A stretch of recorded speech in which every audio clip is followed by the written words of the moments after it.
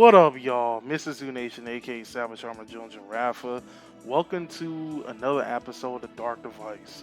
Today, we're going to be doing one of the two matchup videos I plan to do for this week. Which today we're going to be looking at Yasuie Shirayuki, and tomorrow we're going to be looking at Anger Blader. Now, the reason why I chose these two is obvious. They just got off the ban list. They're right now two decks that a lot of people are trying to pick up right now, and they're also the most anticipated decks to become the quote-unquote meta. Basically, people figured out that Yasuie and Shirayuki goes well together, which is the reason why we're tackling it first. I feel like personally it's the more threatful one. Anger Blader, on the other hand, I do believe that it's still threatful, but I don't think it's as threatful as it was when it came out, last year. But I'll get to that when we get to that particular video.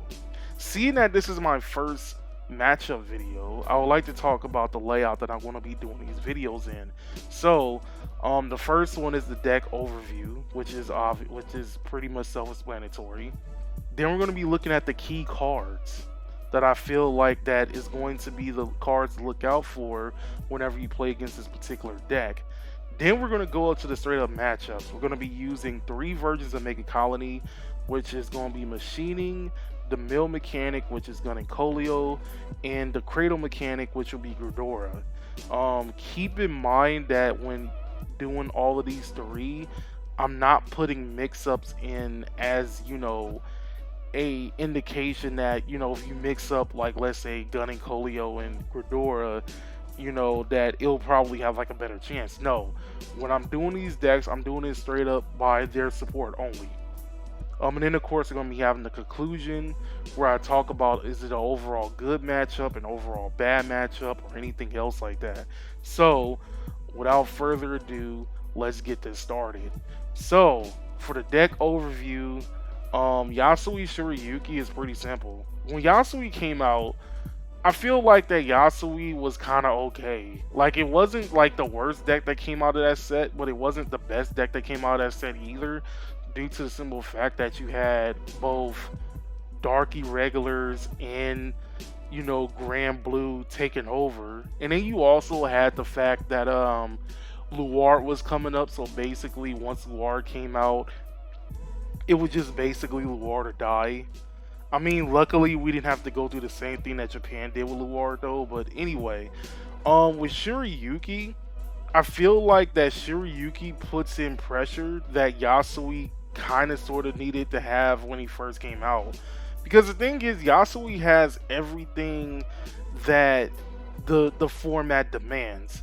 It has the possibility of killing your opponent off when they're at grade 2 and you're on your Yasuie turn. You also have the fact that it can make more than 3 attacks. It can make, I think, let's say 1, 2, 3, 4, 5. It can make like 6 plus attacks on its first grade 3 turn. Like, that's how good Yasuie is. This is counting if you ride into the regular Yasuie instead of Goma. But even if you ride in a Goma, you still get like at least 3-4 attacks. And then Shirayuki, I feel like takes everything up a notch, because Shirayuki, it gives Yasuie the defensive play that it definitely needed, and it also gives out a lot more pressure, because now you're kind of sort of playing this Revron base build. Like, remember how Revron was, like, when you're at grade 2, and then they like minus your grade 2 Vanguard to like 4k, and then you have to deal with a triple driving Vanguard alongside with like a bunch of cards into the thing, which is kind of sort of one of the things you should be looking out for. Honestly, I feel like that Shirayuki brings that to the table. And then on top of the fact that it's so easy to get soul now, and it's so easy to put like a lot more pressure, I feel like overall that the deck is kind of something to definitely look out for. Now, if I had to give out any weaknesses that I feel personally that Yasuie Shirayuki has, I would definitely have to say it's his grade 3 lineup. Because it's hard for a lot of people to get rid of One Eye Noodle, it is speculated that everybody's going to be running 16 grade 3s. So for Yasui, for Goma, for One Eye Noodle, and for Shirayuki. Maybe sometimes people will put One Eye Noodle to 3, so they'll be running 15. But just keep in mind that they're going to be running an excessively large amount of grade 3s within the deck. So it's a little bit understandable that their defensive power is going to be solely based around Shirayuki. Because unlike a lot of other decks, like kind of sort of like our Gradora deck that runs a lot of grade 3s, we can't really use those grade 3s defensively. Whereas they have Shirayuki, and Shirayuki could minus your whole front row by 10k, which sometimes really comes in clutch, especially the way it did it last year. So, if I had to give out any weaknesses, if they're running 16 grade 3s, that means they're running 8 grade 2s. And just like in Gradora, if you're running 8 grade 2s in Gradora, you're gonna often miss that grade 2 ride because it doesn't come out often enough, and there's no way for you to really search out for the grade 2s in general. So you have to be fishing for those grade 2s within your first 2 turns, and that obviously means that they're going to have to sometimes G assist, which definitely hurts in that deck because G assist in a deck where you need all of your pieces to have the right amount of numbers is basically something that you definitely need. But I will also have to say that the only other worst thing that deck could go against is not riding into the right Yasuie. Like if they have to ride in a Goma, especially on their first turn, that means they're struggling. That's when you have to kill them right then and there. So, I'll get a little bit more into the weaknesses as we go through this video. But for now, let's get into the key cards. So the first one I want to point out is Awazu. Awazu is a grade 2 that on the rear guard circle on place, they can search for any card in the deck, put it into the drop zone, and that card becomes, Awazu becomes that card name until the end of the turn. This is how they get their Goma pieces into the grave. This is how they get like a bunch of their other key pieces of that in the deck into the grave. Like maybe they'll put Shirayuki in there. Maybe they'll put Jisuku Girl, or they'll probably put Takehime in there or something like that. Something that will make it to where they'll need key pieces, or even One Eye Noodle. They'll probably also put One Eye Noodle in there and everything else. So Awazu is basically like their gateway drug if you really think about it. It's their bread and butter on how to set up their graveyard, because in that technicality it's a graveyard deck now. Then you have Takehime, which I mentioned earlier. Takehime is a grade 1 that when you place it on the Vanguard circle, you look at the top 7 for a Yasuie card, and the rear guard ability is the thing to really worry about, because the rear guard ability is when a Yasuie is placed on the Vanguard circle, you counterblast 1, you choose one of your cards on the field, and you call a copy of that card from the graveyard, which is the reason why both of those cards go together. So the reason why you have to look out for it, because when they ride into another Yasuie, when they ride into Goma, after attacking with Yasuie, they have like a free circle. And Takehime makes it to where that particular free circle, now will have a possible unit on it, because they will call it after, the conditions are met. So now you have like another card to worry about. Then last but not least, two more. The next one is One Eye Noodle. The reason why people keep this card in the deck is pretty simple. One Eye Noodle has the ability to boost if there is a card with the same name as your Vanguard And then it also has the ability to go into the soul at the end phase if there are 5 or more units onto the great on the field or near particular field. So as long as they have 5 units, this includes Vanguard, they can put them into the soul and they draw a card. This basically not only gives soul to Shirayuki, but it also kind of sort of makes up for the 2 cards that you have to discard um from Yasui's skill. And then last but not least, I'm gonna put both of these together. They're basically the 2 Shirayuki support cards. There's Jisuku Girl and there's Rainy Madam. Rainy Madam goes into the soul when an attack of any of their units does not hit, and then they get to recover a Shirayuki from the graveyard to their hand.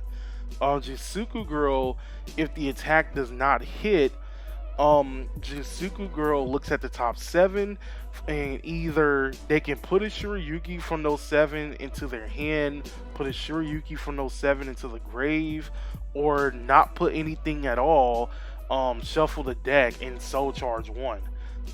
This basically not only gives you soul, but it also gives like a faster way to get Shirayuki out, just in case they don't want to use like a Wazu's effect or anything else like that. Because of this, this is why both of these are ran like at a full play set, and not to mention that they do give out soul, which honestly is kind of weird to me that these 2 particular cards alone make sure Yuki like top tier and shit. But anyway, let's move on to the decks. Machining. Either win the dice roll or die. That's all I gotta say. I'm sorry. Win the dice roll or die. And the reason why I say this is because, let's be real, machining isn't it isn't on par as it should be. Every time Bushiroad gives machining support, it's never like what's the best one I'm trying to say? It doesn't have synergy. I'm just going to say it flat out right there. It doesn't have synergy. Every time we get support from machining, it always does something completely different. For a prime example, the main machining card in the first wave was obviously Spark Hercules, where it minuses 5k to your opponent's whole front row and restands not front row, their whole field until the end of their turn, and it restands everything on your field. The problem with this is that there is no other card in Mega Colony that minuses attack at all. This is including older support. Keep in mind. I think the closest we got to that was, I forgot what it was. I'm gonna put it up on the screen, but it was a grade 1 from back in the day. But anyway, it was a grade 1 and a grade 2. But anyway, another thing is we then got like what? I guess you would consider, because it was a double rare, I guess you can consider what's her face? Why can't I think of her name? I guess because it was a double rare, you'll consider Ornamental as like the main grade 3 instead of Centipede. But anyway, Ornamental and Centipede did 2 completely different things, and Ornamental sucks on the Vanguard circle. So that's another thing to like keep in mind too. And it doesn't have any synergy with Spark Hercules besides it has machining in its card name. And then you also have like this new one with Metro Bullet, which it has a little bit synergy with Spark Hercules, but not enough. It still does its own thing in a way. So honestly, like, machining has a hard time synergy wise, because Bushiroad was like, oh, you can make them work because they have machining in their card name, which is complete BS, but still. Anyway, the point is that machining's best bet is grade 2 versus grade 3. So when your opponent's at grade 2 and you're at grade 3, as long as you have the right amount of cards, the key cards, where in my honest opinion it's is Metro Bullet and Spark Hercules. I feel like that those two cards alone, could kind of sort of give you the victory. Because let's be real, you're only limited to 3 attacks, which means you have to make those 3 attacks count. And it's very hard in this format because, again, the format demands that you do more than 3 attacks.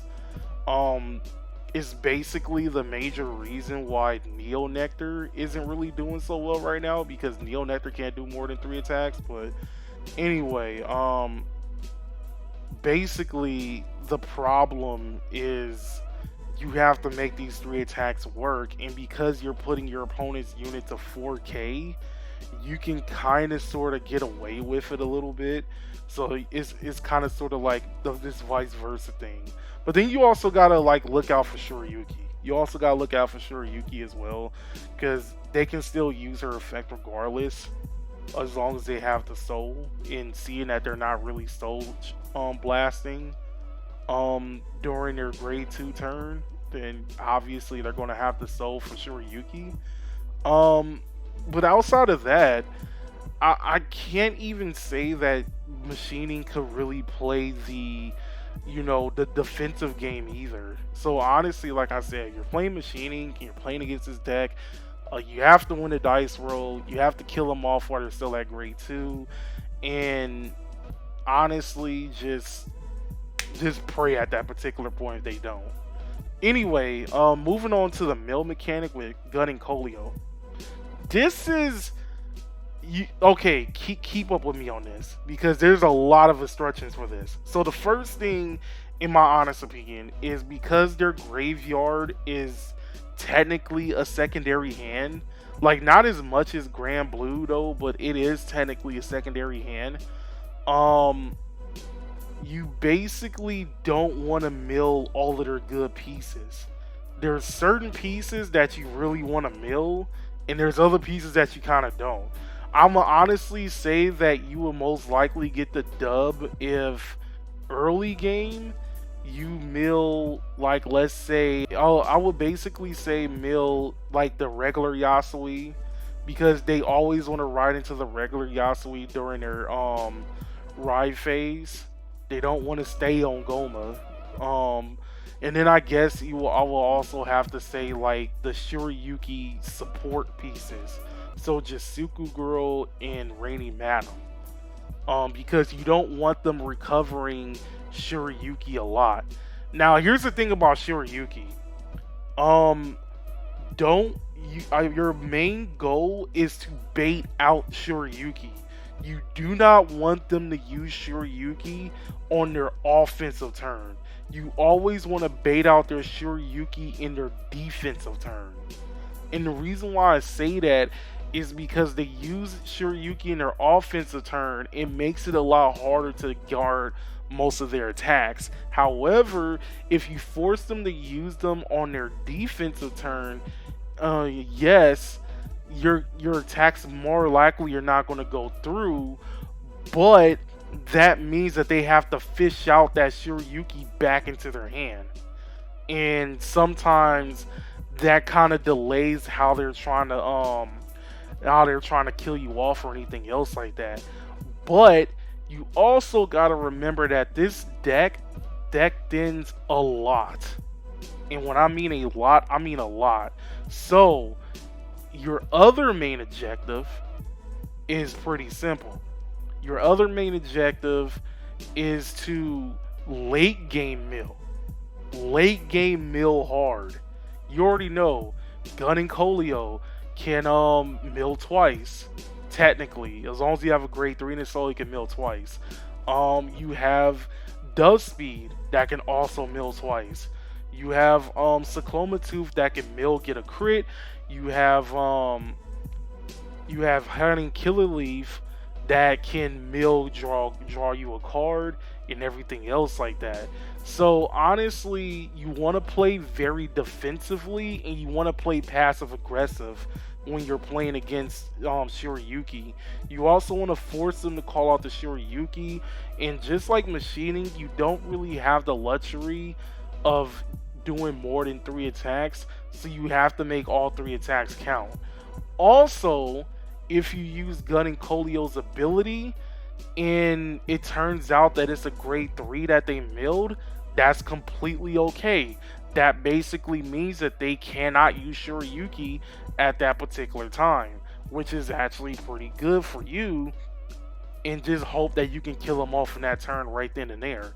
So honestly, I would say with the milling process, mill slow in the beginning, and then do heavy milling in the in the late game. Because if you can't kill them by putting them to 6 damage, you'll definitely kill them by forcing them to mill all those cards. So more than likely you can win by possible deck out, which is actually pretty good. Last but not least is the cradle marker mechanic with Ghidorah. This one's a little bit more tricky, but it's just as simple.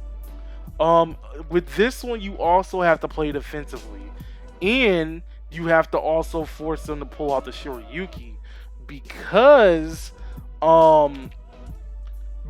you'll have a full-blown field. More than likely, Shirayuki is going to come out when your Ghidorah attacks. That's basically my speculation. They're not going to do it in the first 2 attacks, but they're going to do it in the last 3. So once Ghidorah attacks, expect to see that Shirayuki come out of their hand. And again, just like with Gun and Kolio, if they use Shirayuki during their defensive turn, that's very good. If they use it during their offensive turn, that's hella bad. Sometimes you can't necessarily stop that though, but basically the whole gist of everything is to force them to use it during their defensive turn. At the same particular time, I would also like to talk about where to put the cradles. In my personal opinion, put the cradles on the grade 1s, not the grade 2s, not even the grade 3s. And the reason being is because, for one, you'll get rid of their boosters. For two, you'll also once they get retired, because in my personal opinion, I don't think Murakumo really cares if you get cards in your hand or not, because they're thinking, oh, I got Shirayuki, I'm going to force those cards out of your hand anyway. But you put them all under their grade 1s and they retire those grade 1s, then you'll have the ability of getting cards with decent shield into your hand. At the same time, I will also like to say, if you're going to put cradle markers on the grade 2s and the grade 3s, you have to kill them off in that same particular turn. You just can't keep them on the field, because they're just going to make clones of it with Yasuie anyway. And then I guess, like, out of all 3 of the decks, in my personal opinion, I guess you just have to force them to ride Shirayuki as a Vanguard, but that's for another time. Anyway, overall, I would definitely like to say that the cradle marker is, of course, going to be like a little bit easier to play through, but I will admit, Gun and Kolio has the possibility of decking them out, which means I kind of feel like that Gun and Kolio is like the better matchup compared to Ghidorah and compared to Smart Hercules. But that's just me. I feel like that this is something that I definitely have to test against, like, one of my friends, or have to test against a few people with like all 3 builds to come up with like a firm decision. Anyway, the conclusion that I have for all this: it's a slightly bad matchup. I'm not going to say that it's an easy matchup. I'm not going to say that it's a matchup that's impossible to win. But I will admit it's a slightly bad matchup, like, when you really put into it. One of the things that I forgot to mention during their weaknesses is that they don't have a counter charger yet. So that means that their only way of counter charging is obviously through healing. And I guess in that particular way, you got to use that as your advantage carefully. And then, like I said before, there are other ones, of course, a lot of grade threes in the deck, and more than likely they'll have to G assist to get to that grade two. But outside of that, you follow these things and you kind of sort of play defensively, because in my personal opinion, and this is just me, yes, Mega Colony has a way to play aggressively, but if you're playing something like Redora, for a prime example, that aggressiveness only comes out when your opponent has some type of field. When they don't have a field, then obviously it's a little bit harder to do, but it's not impossible to do. At the same particular time, I would also have to say that because the format is getting very fast and hardly anybody is surviving to their grade 3 turn, that basically, or at least when they get to their grade 3 turn, they're like at 5 damage. It's either they don't make it to their grade 3 turn, or they make it to their grade 3 turn but they're at 5 damage. Like I said, you have to play defensively enough in order for your opponent to slow the hell down. That's all I gotta say about that. So tune in tomorrow when I talk about Anger Blader, and when I talk about how to defeat Anger Blader as well. But for now, my name is Mrs. Zoo Nation, aka Savage Armor Jones Jirafa. This has been the Dark Device.